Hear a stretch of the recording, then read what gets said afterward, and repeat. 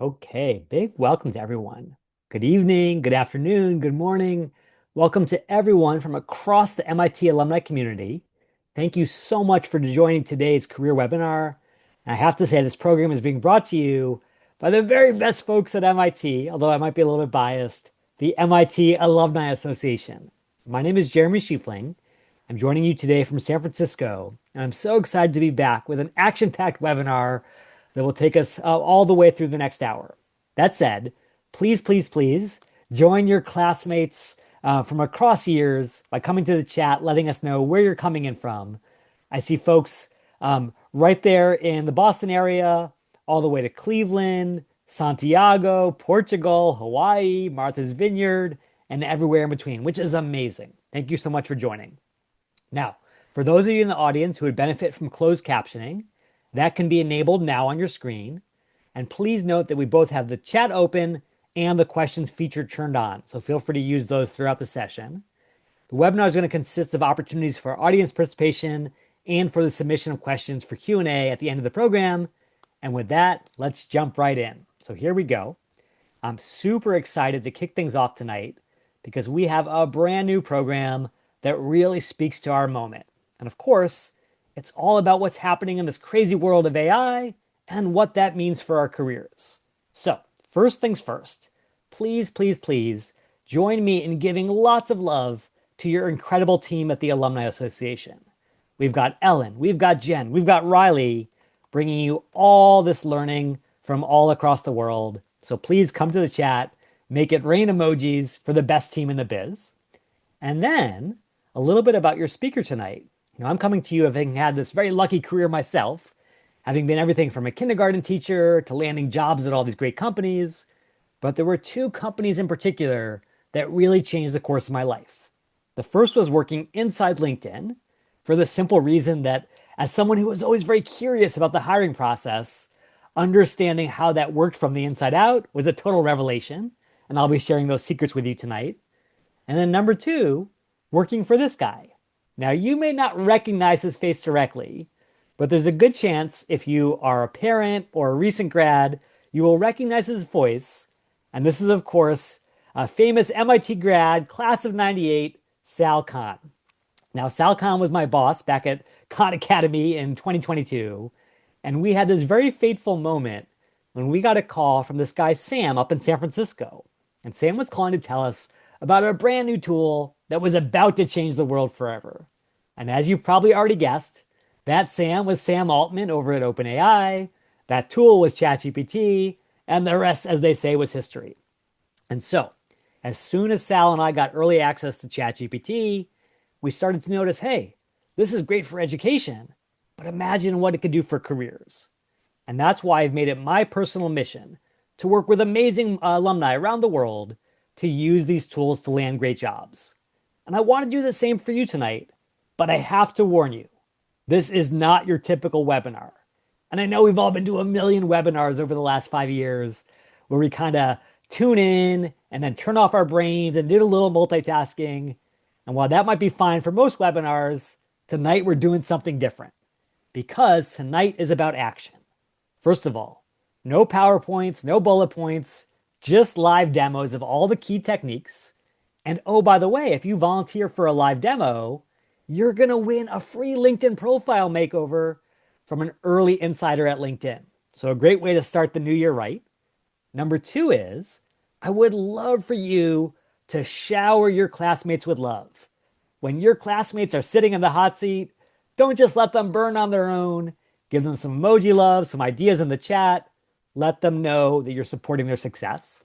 And then finally, make sure that you are successful as well. Ask the questions that are on your mind and be sure to try out all these techniques in real time to start getting benefits right away. So with that said, here is a really big question that speaks to our crazy moment. Here in 2026, according to the New York Federal Reserve, which of these three majors has a higher unemployment rate coming out of school? Is it A, computer science majors, B, art history majors, or C, philosophy majors? So come to the chat, give me an A, B, or C. Would love to know what you think. Okay, I'm seeing a ton of A's coming in here. And I think this suggests that you guys have seen the stats. That being said, this is the stat that absolutely blew my mind at the end of last year, which is all of a sudden, these roles that were so guaranteed, so gold plated, as few as a couple years ago, now have this giant question mark. And of course, that question mark is punctuated by AI. If we know that one of the things that AI can do really well is write basic code, do basic coding tasks, wait a second, what does that mean for someone who's coming into the workforce with that same skill level? And so, what I'm going to suggest is the first principle suggested by this data is not to leave coding behind. If you love coding and you're great at coding, that's awesome. But to make sure that you're choosing the path in 2026 that is right for you today, that fits you like a glove, not just based on what you heard was hot yesterday. And so, to bring this principle to life, I want to show one lucky MIT alum how to find your perfect path and give you a free profile makeover just for being brave. So come to Zoom, click that little hand raise icon because the first person to raise your hand is the first person to win this prize. And you can definitely raise that hand right there. And I'm so happy to say my fellow Jeremy Addy, has that first opportunity. So, Jeremy, feel free to turn on your mic and then everyone give Jeremy so much love right in the chat for being our first volunteer. Welcome, Jeremy. Hi, Hi, how are nice to you? meet you, Jeremy. I'm good. Likewise. Great name. Great name. Um, Thank you. Jeremy, tell me this. When did you go to MIT? What did you study? What are you up to now? Right, I didn't actually study at the MIT campus. I joined an MIT affiliate program online. Cool. And I graduated from that a year ago. Congrats. So right now I'm working as a data scientist in startup, healthcare-based startup. That's awesome. Okay, so you've got this data science role in a current startup. Now, I want to ask you a really big question, Jeremy. In your time with the MIT online experience or other academic experiences, did you ever come across this concept called ikigai? Does that sound familiar to you? I have heard of it, but I'm not familiar with it. Okay, yeah, I know it's one of those things that's kind of bubbling out there in the Twitterverse or wherever. But basically, what ikigai is all about is trying to find this reason for being in your life, this harmony, if you will, between all the things that make you you and all the stuff the world needs from you. And of course, this is so important here in 2026 because what the world is needing is changing. And so we've got to change along with it. So, Jeremy, are you willing to come along with me on this journey to discover your ikigai? Sure, I'm Okay, willing. awesome. So let's start with this first quadrant. So, question for you, Jeremy. When you think about the things that you are awesome at, your superpowers that you are uniquely qualified at, that may be tougher for other folks, what are a couple of the things that immediately come to mind in terms of your strengths? Yeah, that's a pretty tough question to answer Yeah. immediately, but I would say thinking analytically and assessing the context of a question before answering it. Yeah. All right. So we'll say thinking analytically, digging deep into a question's context. And I love that you just didn't say like Python or SQL. You came back to those meta skills that are even more important in 2026 because we know that AI Thank can you. do Python and SQL, but whether AI is good at analytical thinking or digging deep into a question, that remains to be seen. So I love that you focused on that, Jeremy. Okay, next question. When it comes to passion, what gets you out of bed in the morning, Jeremy?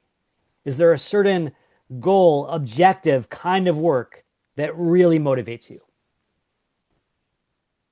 That's a tough one. I mean, since young, I've really loved puzzles. Yeah, And I think one of the reasons I'm even in data is because a lot of data problems seem to be like that. You get pieces of the puzzle, you try to arrange them nicely, and eventually they form into a cohesive answer that was not obvious at first.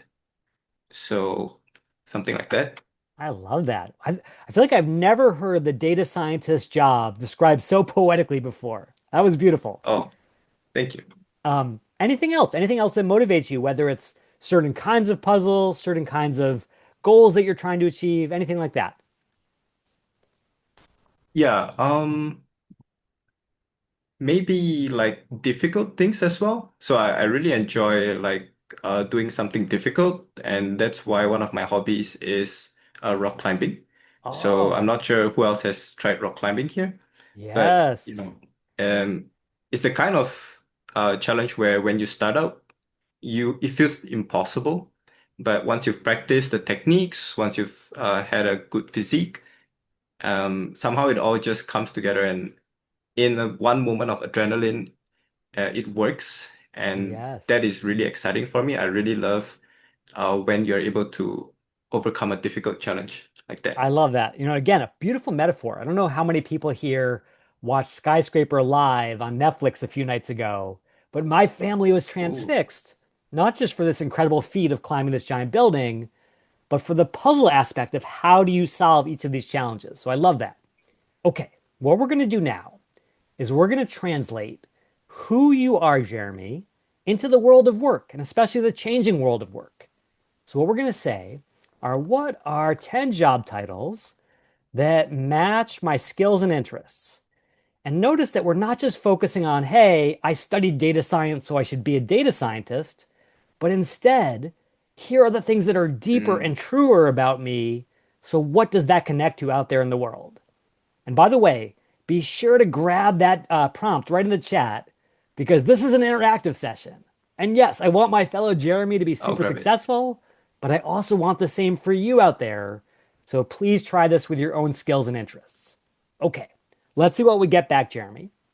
And you will see that based on the work that you've done already to understand yourself, as Socrates said, knowing thyself is the key to everything.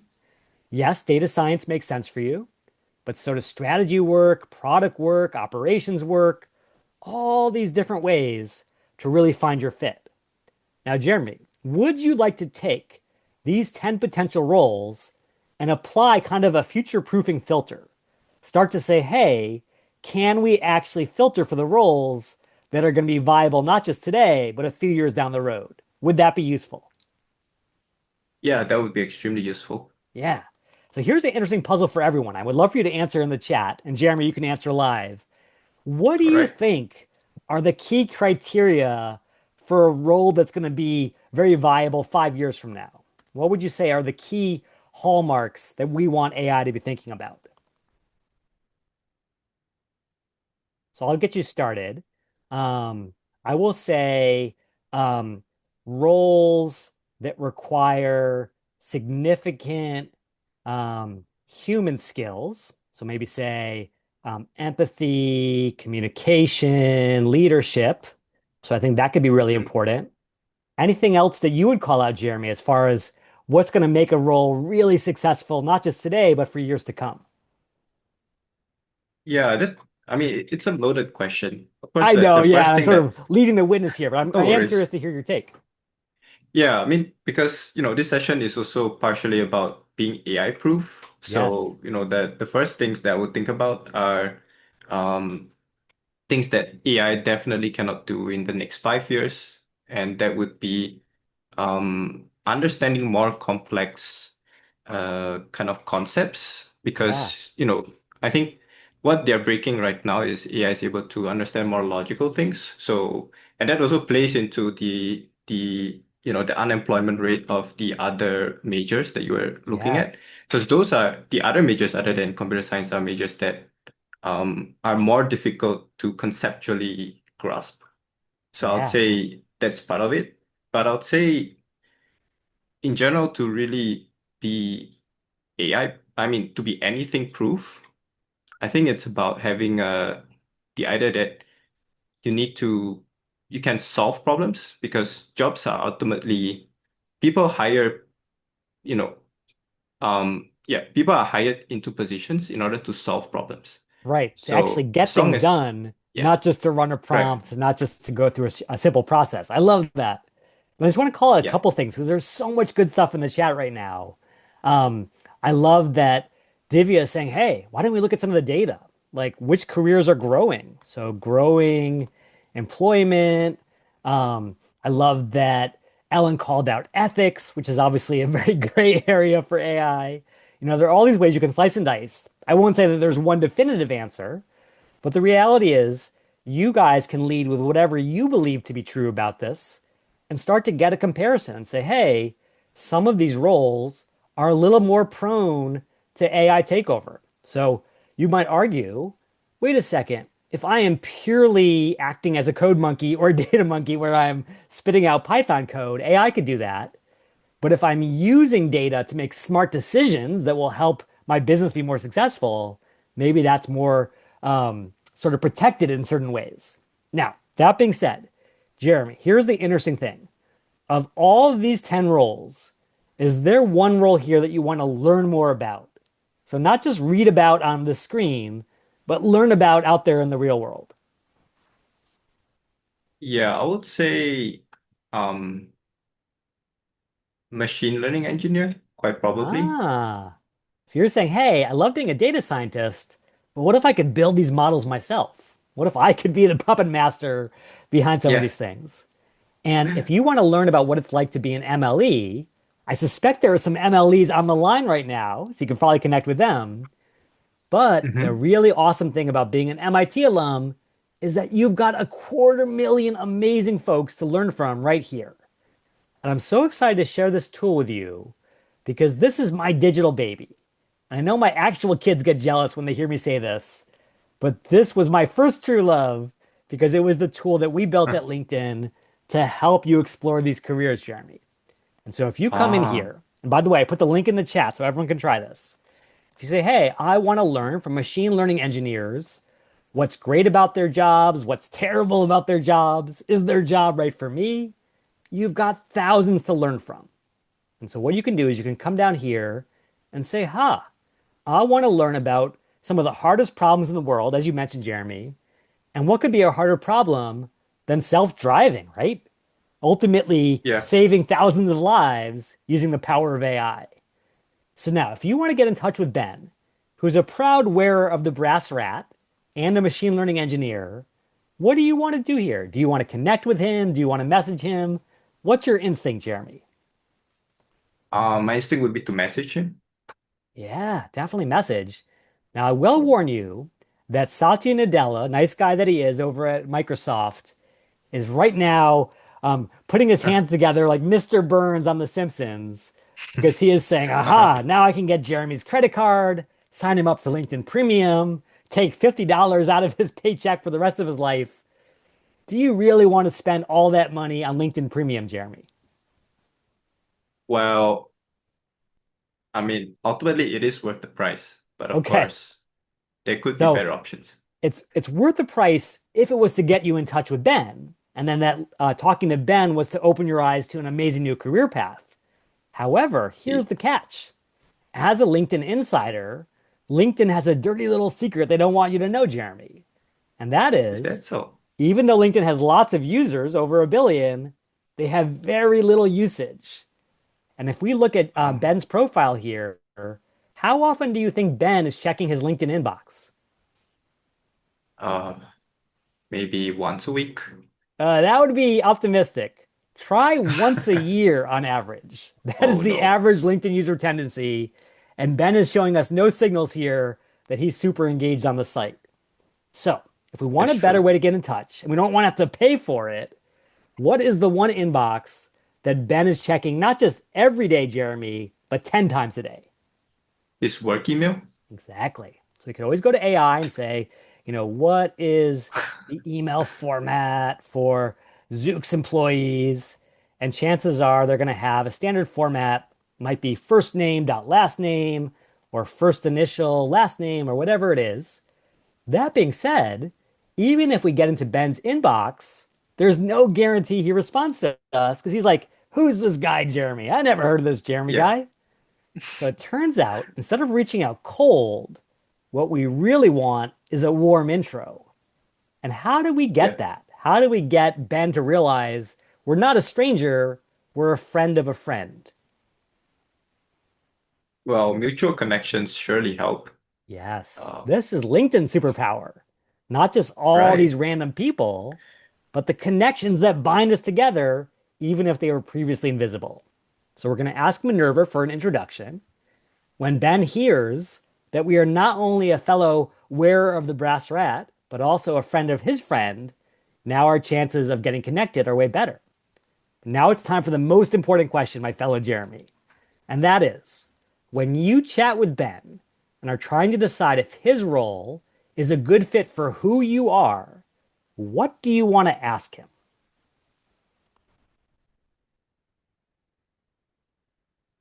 I know this is the hardest What question of are all, so what do you think? And everyone give Jeremy lots of hmm, ideas in the chat because this is tough. I would think two aspects. So first, what are the important technical knowledge I need to understand or technologies I need to be familiar with? And number two, um, how do I prepare myself uh, to think for such a role? Ah, absolutely. So really start to understand what this role is about, what it's going to feel like, and then Yeah. ultimately triangulate Ikigai style between what the role's about and who you are. And if you want to find that sweet spot right in the middle, here is the ultimate hack. Check this out, Jeremy. First, you come to Ben's profile, you click More and Save to PDF. So you're going to download his whole profile. Then you come Okay. back to AI, and any AI is fine, doesn't matter which one. You upload that file, and now you ask AI to start to find those connections. Is there a way to really figure out whether this role is right for me? So we say, what are 10 questions to ask this fellow alum to decide if his role matches my skills, interests, and goals? In other words, all the things we just talked about at the very beginning of this conversation. And check this out, Jeremy. Instead of flying completely solo and making it up as you go along, now you come in with a really Mm. great game plan that focuses on who you are, not just a generic MIT alum. And that ultimately is the first principle, which is it is so easy just to go down the path of whatever your major was or whatever your friends are doing. But if you can spend even an hour finding the path that's right for you, every next step in the journey is so much easier. So, Jeremy, as a fellow Jeremy, I am so excited Yeah. to give you a profile makeover. Just send me a message on LinkedIn because I am the rare Woohoo. LinkedIn user who always checks his inbox, and I will get back to you right away to get started on that makeover. Thank you so much, Thank you so Jeremy. much, Jeremy. No, thank you. Everyone, I you got to appreciate give it that. up for Jeremy. Not only did he have a great name, but he absolutely brought great generosity, great bravery to our session. Beautifully done. Okay, if you've got questions about anything we cover, feel free to ask them at any point. I did want to speak to a couple things that were coming in. And I loved all the contributions in the chat in terms of helping out Jeremy. First of all, I love that Victor called out that active duty and military veteran folks can get a free year of LinkedIn Premium. It's absolutely true. Here's that link. What you may not know is anyone with a .edu address can now get free access to LinkedIn Premium as of a few days ago. So I'm going to pull that up. LinkedIn Premium for students. And even if you're not a student, so long as you have that MIT EDU or another EDU address, go out and try this. You get 12 months of that. And I think this is the perfect time in the world when we could all use a little bit of extra advantage in the job market. So grab those tools. Let's see a couple other things here. So um, let's see here. Um, I love what people are sharing in terms of how to find the perfect role. I love what Chuck said in terms of Notebook LM. For those who don't know, this is the Google tool where you could put in your resume, your LinkedIn profile, your hopes and dreams, and basically have it spit out a podcast or video that helps you think through different options. So I won't go into all the details, but I love that idea, Chuck. I'll just call that link out in the chat. Okay, that being said, let me move on to the next pop quiz and we'll get even deeper. Okay, this is one of the first interesting studies that came out of this AI era. BCG, the of course famous consulting group based in Boston, gave its consultants access to ChatGPT 4, which in 2023 was cutting edge. When they gave them ChatGPT 4 and asked them to complete all these tasks, how did they do? Were they A, 40% better than a control group that was not using AI, B, 23% worse than the control group, or C, both of those things. And I know that C is very confusing, but it turns out exactly like Stefan and Rama and so many people are saying, it is the correct answer. And what it boiled down to is that when people were working on highly creative tasks, just spitballing ideas, coming up with new products, of course they did better because that was right in AI's wheelhouse. But when they tackled more complex problems, really getting into the nitty gritty of things, and they were over reliant on AI for easy solutions, then they dropped the ball compared to the control group. And the reason I call out this study, even 2 or 3 years later, is I think it still has massive implications for how we should think about AI in our careers, which is not, oh, never use AI or always use AI, but instead, master the tool so you know how it works, and then judiciously choose how to apply it. And to give you a real world example of how this plays out, I'm going to show you the classic job or process of building a LinkedIn profile. Because it turns out we can all benefit from better LinkedIn profiles, so we get found by recruiters. And there are some parts of your profile where AI can really help, and some parts where it can really hurt. So to show off the difference, I'm going to call upon Ebrahim Fontaine. Ebrahim, feel free to unmute. And then everyone give Ebrahim lots of love for being our very next volunteer. Welcome, Ebrahim. Hey, Hello, how's it going, hello. Jeremy? Hi, how are you? Doing pretty good, doing pretty good. That's fantastic. And Ebrahim, tell us a bit about yourself. What was your experience like at MIT? What are you up to these days? Hey, so yeah, I was a undergraduate, finished in 2002, and now I live out in California. Lead the data science team at Edmunds.com, helping to improve the car shopping experience. That is awesome. Oh my goodness. I gotta say, not only am I almost the same class year as you, not only am I in California, but I actually just use Edmunds to purchase a new car. So I gotta thank you on multiple counts, Ebrahim.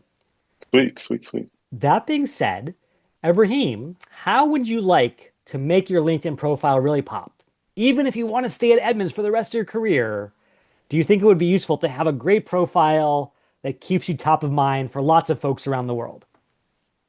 Sure.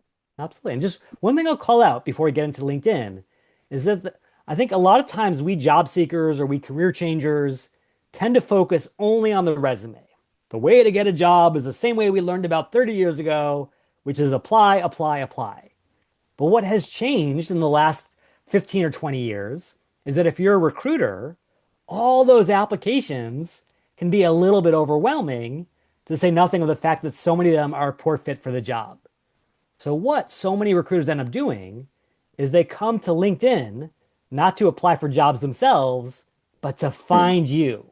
And what you're looking at right now on my screen is the LinkedIn Recruiter tool, a tool that LinkedIn charges $10,000 per year per seat.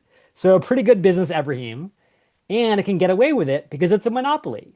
Recruiters have no other place to go for all the world's talent in one place. So I just want to explain that concept before we get into the LinkedIn profile itself. Does that make sense, Ebrahim? Absolutely. Okay, so let's start with this. Ebrahim, I'm going to sort of ask you to think down the road about your career. I know you're leading the data science team today. Do you want to stay in that role? Do you want to grow in that role? So, like, be a CIO or CTO? Or is there something even further afield that you would love to be doing down the road? Oh man. Um, yeah, no, I definitely enjoy like leveraging data to solve useful problems for people. Awesome. Right now it's car shopping. I don't know if it'll be something else in the future, but yeah, I, uh, I definitely Yeah, imagine kind of staying in a role along those lines. that's awesome. Well, I will definitely keep our focus there for now. And then as you go through that Ikigai process, as you explore other opportunities, feel free to update your LinkedIn as you go along. But for now, let's start with this. Imagine that I'm a recruiter, and I could be at Edmunds.com, and I said, hey, I want to find a head of data science or a data science director. What I want you to tell me is what's going on here. And you'll really appreciate this, Ebrahim, as a data guy yourself. Which part of the LinkedIn profile is clearly driving a lot of the match rate, if you will, in terms of who gets pulled to the top of this list? So, what do all The these candidates headline, have in huh? common? So the headline or The the is headline, that yes. the And this headline is or the yeah, yeah. this is so true. Like, even though the LinkedIn headline is so short, it's limited to 220 characters, it's actually the most potent part of the LinkedIn algorithm because its very brevity is the source of its strength. The fact that you can't game it, that you can't fool around with it, means it tends to be more authentic and gets more weight. Okay, with that in mind, is it okay if I pull up your profile, Ibrahim, not to criticize, but to No, go shower it for with it. keyword magic? It sounds good. Okay, I love that. It's Everyone, please give Ebrahim lots of love because this takes guts. Putting yourself out there in front of 300 plus, fellow MIT alums. We're doing this all in the name of love and learning, not criticism. Okay, so here's Ebrahim's profile. Now, Ebrahim, based on what we talked about, you're already golden. Director, data science, bam. But what if there's someone out there, maybe someone who graduated class of 2022, not 2002, who says, I want to be a director of data science someday? They're not there yet. Is there some way they could get that into their headline where they could start to signal where they're headed? for sure. Yeah. I don't know. They like what could they put there? If Um, you guys have any ideas, drop it in the chat. How like could we signal our intentions? leading uh data science. Like, so they could put a verb there as opposed to like a job title, right? Like Yes. put Oh my goodness. Yeah, you nailed it. Leon nailed it. Peter nailed it in the chat. Seeking director of data science roles, exploring director of data science roles, whatever mm, you want. You just put it in there. You let recruiters know you're in the game in the most important section. So, bottom line, just want to call that out for everyone else who really is looking for a new role so you know what to lead with. Okay, just want to be really clear. Ebrahim, this is not live on the internet. This is only on my screen. So don't worry no, no about worries. your boss seeing it. And if there is anyone who wants to consider different careers but doesn't want their boss finding out about that, let me just show you a very quick hack. If you come to your own profile and you come to the open to work section, even though we tend to associate this with that green badge, the idea that we're going to like blast out to everyone, oh, I'm looking for a job. There's actually another version of this called Recruiters Only, where they Mm, only show it to recruiters using that really expensive tool. And if recruiters at your current company are using it, they will actually not see your signal. So you have a little more mm. privacy, a little more peace of mind. So for everyone Oh, who's currently interesting. employed, just keep that in mind. Okay, back to the really important stuff and back to sort of the AI versus humanity piece. Once you've gone through this process, Ebrahim, and your headline's feeling really good, now you've got to face facts. How many people are competing against you who also have that title in their headlines? Hundreds, maybe Hundreds, thousand. probably thousands, yeah. Yeah. Which is bad news for you, but who is it really bad for, Ebrahim? Who does not want to read all those profiles? The recruiter, of For course. recruiters. So now, put yourself in the recruiter seat. If you have searched for head of data science and you have 42,000 results, what are you going to filter for next to cut that list down? I I'll give guess you a hint. It's right on the screen. This whole thing has been massively designed to give recruiters what they want. I guess the skills. The Uh, skills, yes. yeah. Anyone can call themselves a data science guru. Can you walk the talk? So now, if you want to figure out the most important skills for these roles, where could you look? I'll give you a hint. There is a magical place inside LinkedIn where there's no guesswork involved because recruiters hand you this list every single day. What's that magical place, Ebrahim? The jobs board. The Uh, jobs, yes, right in the jobs. So come over here. We'll look at, like head of data science for OpenAI. Kind of ironic given our topic tonight. hmm, And we'll say, all right, there's a lot of stuff here, blah, blah, blah, blah, blah, blah, blah, blah, blah. Like, we didn't go to apply to this job to read a bunch of HREs. So the first thing we want to do is we want to use AI for what it's good for. And one of the things that AI is uniquely good for is basically translating from one language to another. So going back to that BCG example, this would be an example of the green zone. We could use our human eyes to read through this thing, but that's painful, that's tedious. Instead, we're going to use the AI eyes to say, what are the top 15 most important skill keywords in this JD job description? We paste in the entire thing, and voila, in less than the time it would take us to read the opening paragraph, we've got our answer. This is the stuff that matters. So, again, good AI use case. Next AI use case, Ibrahim. If you want to know how you're doing on these keywords inside the LinkedIn algorithm, how could you use AI to basically simulate that search to figure out how you're doing on this match rate? Oh, so you could point it to your profile, right? And Exactly. And I'll be tell it honest, the to, reason I show you guys this little hack about downloading profiles is that LinkedIn has these really tough robots.txt files that are like no AI, no scraping, none of that. Because, of course, data is their secret sauce. But the way you get around by that is go to more, save to PDF, do that exact technique that we were talking about before. So once we have your profile pulled out, we upload that file and we simply ask the question that is behind every hiring algorithm: which of those skills am I missing?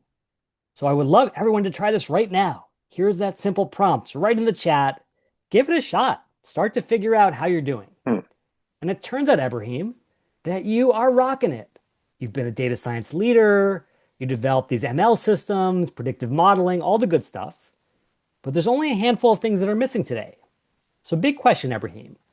Of these areas of disconnect, do you have even a little bit of experience? let's see.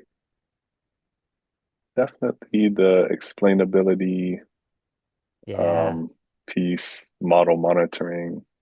Uh, absolutely. Yeah, I was going to say, yeah, I don't some think of that. any Yep. data science leader worth their Yeah, salt could avoid these things even if they wanted to. It's part of the job. sure. Now, Right. because you are a human and you do not speak robotese, you of course did not put in explainability because it's just obvious. Of course, I know explainability. But of course, if you don't spell it out for the algorithm, these relatively simple matching algorithms aren't going to figure it out. So, Ibrahim, if you want to come back to your profile, where should you list the most important keywords? Do they belong in your experience section, your skills section, your interest section? What's the best home for these things? Uh, I would think listing it under the experience section in the most recent, um, I don't know, maybe Yes. maybe some of the in the most the most recent position or Yeah. that where you've done those, right? Now hold on a second. Every single MIT alum out there is saying, wait a second, Ibrahim.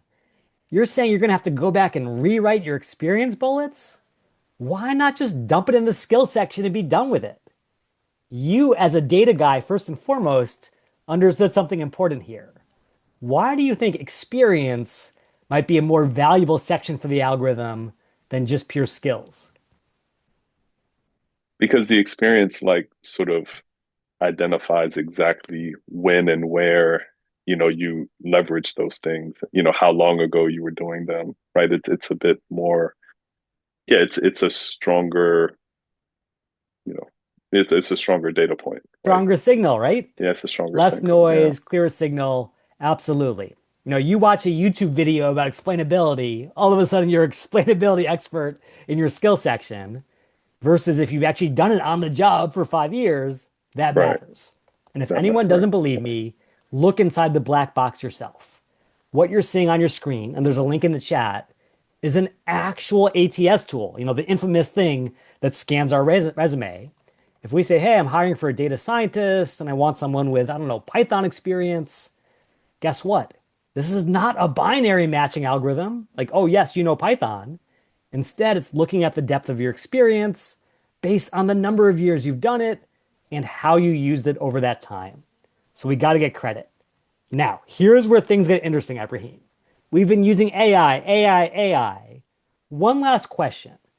Knowing that we've got to rewrite your experience bullets, would it make sense to simply tell AI, rewrite my experience section to include all those skills? Would that be a good way to finish this up? Uh, maybe to use it as a draft. I mean, but you would need to make sure that it's not making up stuff, right? Based on what you actually did, right? Because it Yeah. obviously doesn't know. Uh, yeah, and oh my God, that's like extremely long. Who wants to read that, right? Yes. So, yeah, Yeah, yeah, you nailed it. So this is the thing. Right now, there are millions of people, not MIT alumni, but millions of people at other places who are literally doing this. Oh my goodness, look at this huh. amazing career genie fell into my lap. Here's my resume, here's my cover letter. And then they get to the final round interview, Ibrahim, and they get asked about something they've never done in their life, don't even know what they're talking about. Do they get those jobs, Ibrahim? Absolutely not. No. In fact, there's really only one world-class storyteller of your story. Who is that person in the world, Ibrahim? That's me. That's you. And this brings us full circle to BCG.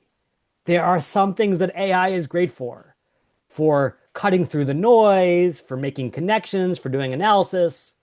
But when it comes time to do the human things, the complicated things, like translating who we are into language that a human can understand and that is true to what we did, there's just no substitute. And so, what I want you to do, Ibrahim, is I would love to give you a little extra homework. I know you graduated like 23 years ago, 24 years ago. The last thing you want is more homework. But if you can go ahead and get credit for the things that you are awesome at in your own language, in the section that the recruiter is actually looking at, what I would love to do is to come back as soon as you're ready and give you a full makeover from your cover photo all the way down to your interest section. Is that a fair deal? Oh man, that'd be amazing. As you can see, it's yeah, my it's a bit stale, my LinkedIn. Yeah, no worries. Everyone started from that basic state, but let's get it ready for prime time. Let's start the new year off with a bang. Thank you so much, Ibrahim. You were fab. And I appreciate it, Jeremy. All right. So, everyone, please give Ibrahim tons of love in the chat. He sat in that hot seat for a long time, and yet he was the one on fire, absolutely in fuego. And then, if you've got questions about the right places to use AI, the wrong places to use AI, or anything related to LinkedIn, it's all fair game. Feel free to ask in the chat or to ask in the Q&A. Okay, I love all the love that's flowing in. Let's take some of the questions here. Dun, dun, dun, dun. Yes, I love this question from Edgar. This is such a good, almost philosophical question. Why must we transform into what the algorithms want? It seems backward. The algorithms should conform to human communications. You're so right, Edgar. But I will mention that due to late stage capitalism, the humans who are using these tools actually prefer that the algorithms operate this way. And I'll explain why. If I was a human recruiter with endless time and one position to fill, you're right. I would love to read through information about you, get a better sense of you, all this stuff. But the sad truth is this: the people who are most hurt by the corporate layoffs of the last 4 years were not just any old employees, they were the recruiters themselves. Because when companies are shrinking, recruiters are the first let go. And because there are now fewer recruiters and more applicants, these poor recruiters are looking for shortcuts, looking for little signals in the digital haystack that they can grab onto. And so the keywords and the tools that we're talking about, you're right, they're not perfectly human, but they do make it easier for humans to get the job done, which is why it's important to know how the game works. Great question, Ibrahim. Thank you for asking that. Okay, Craig says, can you use a prompt as a job search notification in LinkedIn? Yes. So, Craig, check this out. This is really fascinating. LinkedIn has recently come out with this new thing called AI powered search for jobs. I encourage you guys to try it, especially because so often the things that we are looking for are hard to put into a specific label. So I know that recruiters want to put us into that bucket of data scientist or programmer or product manager. But what if we resist those labels? How do we find the roles that really fit us?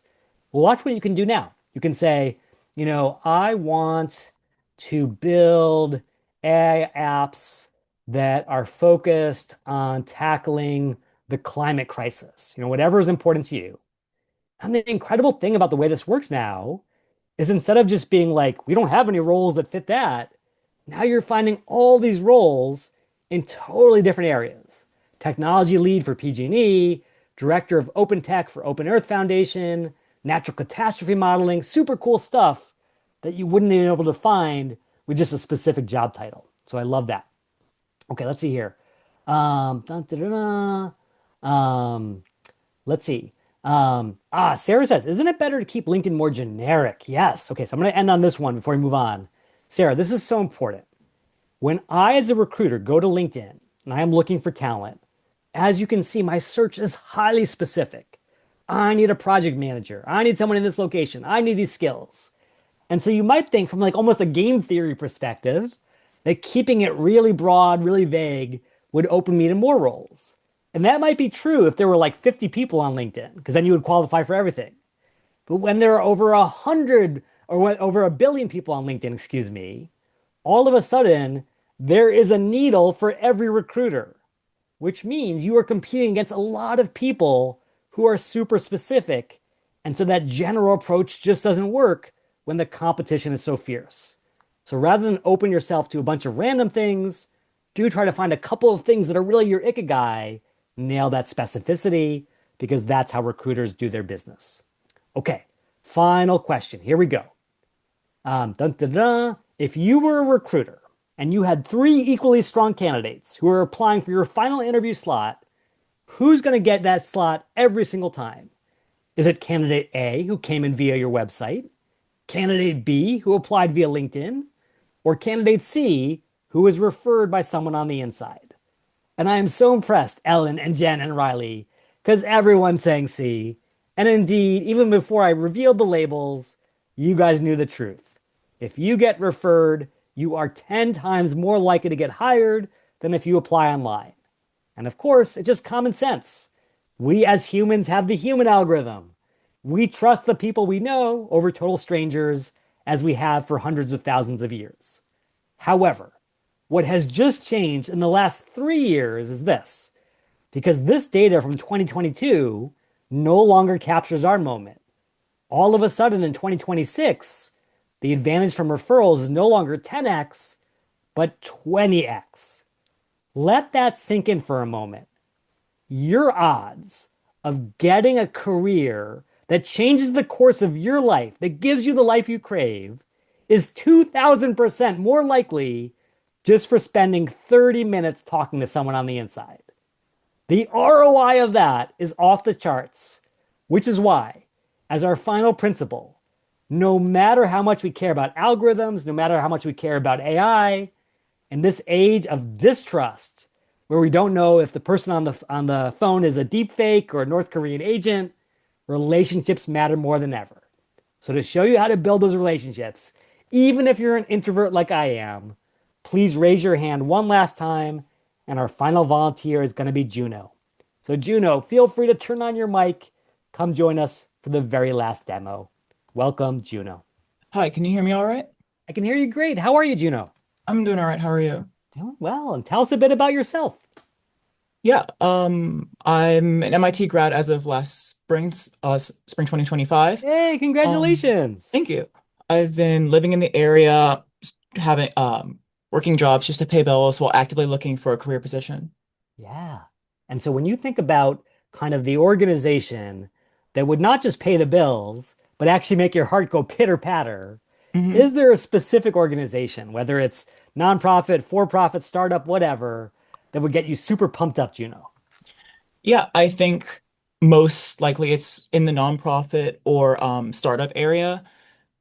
Awesome. Yeah. And again, I'm not going to make you sign anything in blood here, but is there any organization that comes to mind that's super hard to get into just to make this really exciting? Um, no specifics, I'm Okay, sorry. we'll of course use AI to find some ones, but Okay. just so you know, Juno, you're getting so much love in the chat right now, and I think that speaks to the power of the MIT network. I know a lot of times when we leave the mothership, it's like, oh good, oh God, now we're on our own, when in fact you have over 250,000 fellow wearers of the brass rat supporting your success.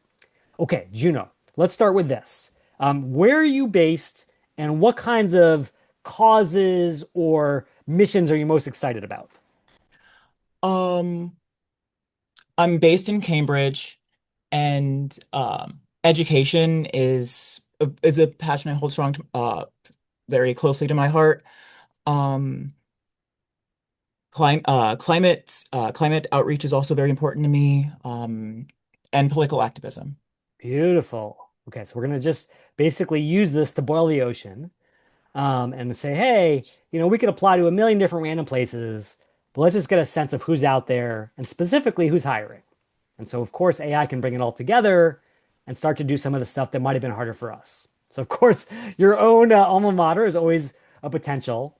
But just to make this more interesting, let's actually say the Broad Institute, because obviously they're doing all this cool stuff that brings those two worlds together, both science and education. So, what do you say we target them for this particular demonstration? How does that sound? Perfect. Let's go. Okay, here we go. By the way, if there's anyone at Broad on the line, let us know. Juno would love to talk to you.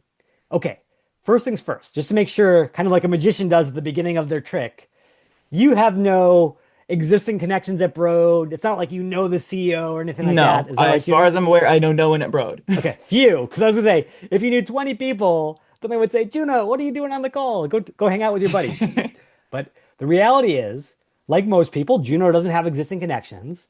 Now, Juno, do you believe in your heart that you can still get a referral at Broad, even lacking those connections today? Do you think that's doable? Without pre-existing relationships and say like, I don't go off this call and start cold emailing people at Broad right now, just right from here. No, I don't think I can. Yeah, and I'm so glad you called that out because here's the real deal. Every single person in these sessions I do says, oh, referral, referral, referral. How many people do you think actually get referrals, Juno? Not very many, I assume. Yeah, I think statistically it's something like 8% of applicants, which tells you that there's this massive, almost like disconnect where we all know it matters, yet very few actually get them because we don't think we can. So let me disprove that myth starting right now. Okay, first thing, Juno, did you realize that you actually had a full employee directory of the Broad Institute at your disposal? Of No, I do not. Okay, check this out. Say the Broad Institute, and I want everyone doing this right now with whatever your target organization is, startup, nonprofit, government agency, whatever. We're going to look them up over here and then say, okay, once we have these people targeted, let's do Broad. Let's see if we can get more specific. Here's Broad Institute. Now, I love that you chose Broad because it's a little bit smaller than, say, like a Google or McKinsey or some giant place.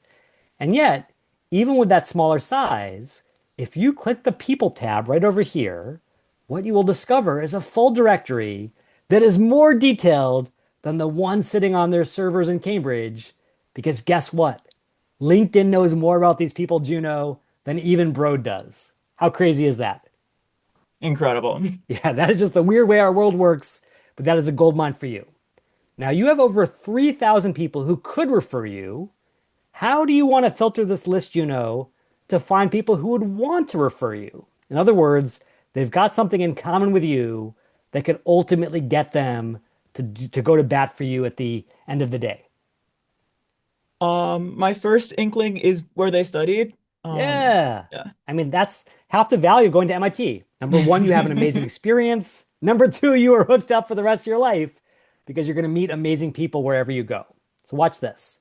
You come right over here. You could put in MIT. I'll just mention that you can also put in all the different MIT schools. So you could say MIT Sloan. The weird thing that we did at LinkedIn, this is kind of a bad data science decision we made, is we separated out the mothership from the professional schools. And so you always want to click as many of those as possible, just because you get credit for everyone. That being said, when we come down here, we can see that sure enough, there are a lot of MIT grads inside Broad. What if we reached out to Juliana over here? Based on what we talked about before, is it better to reach out directly, or is there an even better approach, the way that my fellow Jeremy mentioned at the very beginning? Yeah, I guess going looking for their work email or more email that they check regularly. For sure. Or even better, that mutual connection. Because here's the Yes. interesting thing. Even though I didn't call it out at the time, a mutual connection is the same sociological principle as a referral, right? Hmm. We trust the people we know a lot more than we trust strangers. So we're willing to take action for those people a lot more than even the best cold outreach. So leverage those warm connections. Now, this is where things start to divvy up a little bit. in our first chat that we were talking about with Jeremy, it was purely exploratory, purely learning about different roles. At this point, you may feel pretty compelled that you would love to work for Broad, but how do you get Juliana to go to bat for you? So, what's your strategy, Juno? How do you build up a conversation that gets Juliana ready to advocate for someone she's just meeting? Um, my first, well, first off, have a conversation, get to know each other. Yes, this is not a transaction. Juliana is not a robot. Absolutely. Yeah. What are you going to ask her about? Like, what can you ask Juliana about to get her excited? I guess her experience working at Broad, why she's there, what skills she uses, specifics about her position, what she enjoys there. Yeah, this is just human nature, right? When you reach Juliana's stage of life, it's not about a marginal dollar or a marginal job title. It's about leaving a legacy. It's about paying it forward to the next generation. Give her a chance to be generative by asking juicy questions. Okay, let's fast forward because we're down to like 3 minutes here. The Hmm. one final question. Juliana looks at her watch. She's like, oh my goodness, I'm so sorry. Got to run to an executive meeting. Before she walks out of that chat and maybe out of your life forever, Juno, is there one more question you can ask her that plants the seed that someday grows into a referral? Hmm. And this I probably get is the toughest question of the entire session. So sorry for dropping it on your shoulders. I guess how do I stay in touch with either her or the bro or Broad? Yeah, keep the conversation going. Yeah. And here's how to really sort of hit pedal to the metal. I would say, Juliana, I want everyone to write this down. This is the golden question. Juliana, this has been awesome. Thank you for sharing your expertise. If I could trouble you for one last question.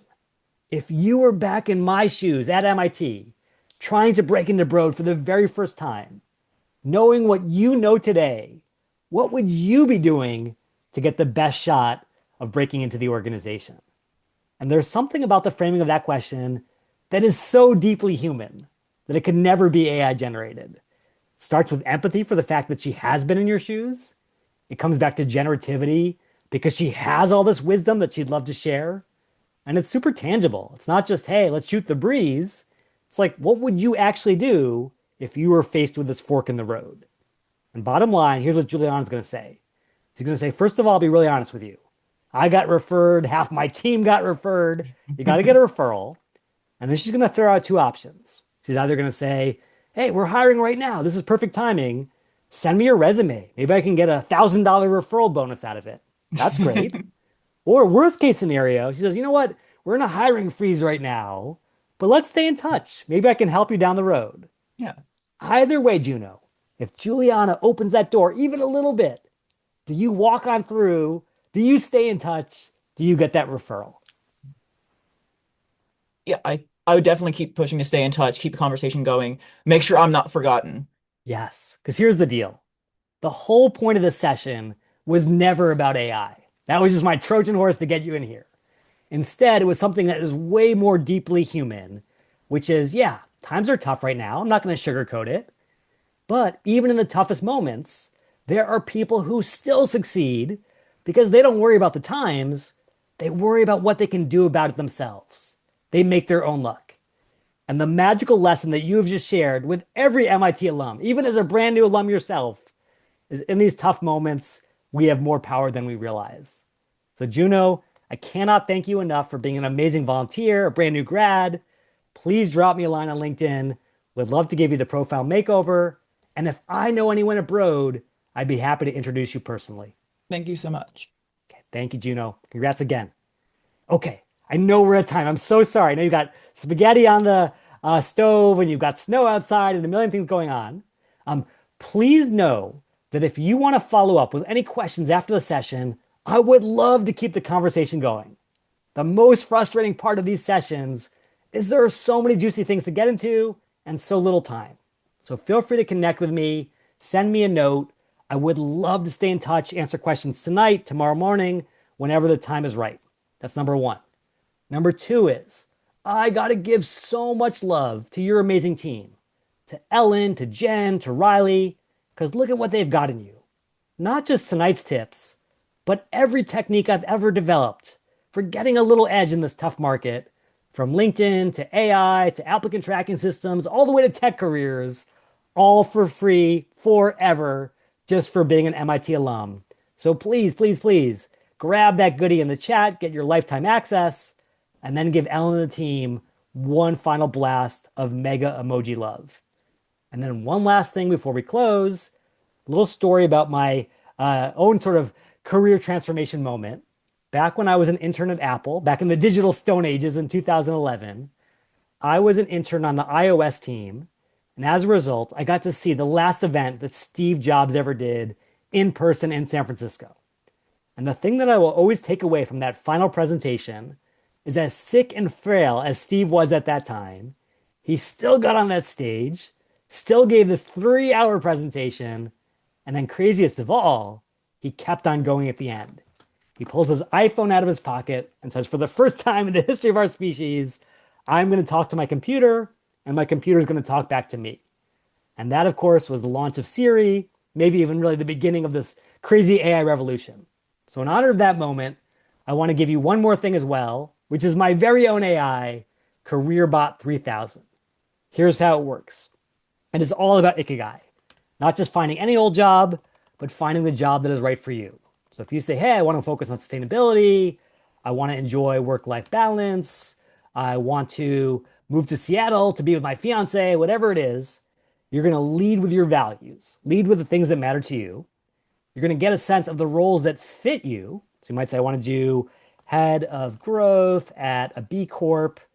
And then most importantly, you're going to feel empowered to go out there and get it. That internal locus of control that says, hey, yeah, times are tough, but we are tougher. So here are the roles to check out. Here are the keywords that matter. Here's how to stand out all the way to the promised land. So feel free to grab this tool. It is free in the chat, free forever. All I ask is that you use it the way that Steve asked us to live our lives, which is to not live through FOMO or Instagram or any of that, but to live our life in the way that is true to who we are, because that is the best use of a life on this planet. And so, as we close up, I just want to thank you all for joining. On behalf of the MIT Alumni Association, it was amazing to join you all tonight. If you found today's session helpful, please, please, please let the team know, let MIT know. And then, most importantly, today's webinar was recorded. So if you want to go back and review it, you're going to get it in about 2 weeks, which is going to give us time for ADA compliance and processing. So all that said, thank you again to Ellen and Jen and Riley for making this possible, to my fellow Jeremy, to Ibrahim, to Juno for bringing it to life, and to everyone for joining across the MIT community. I can't wait to see you go out there and absolutely kick butt in the new year. Cheers, everyone.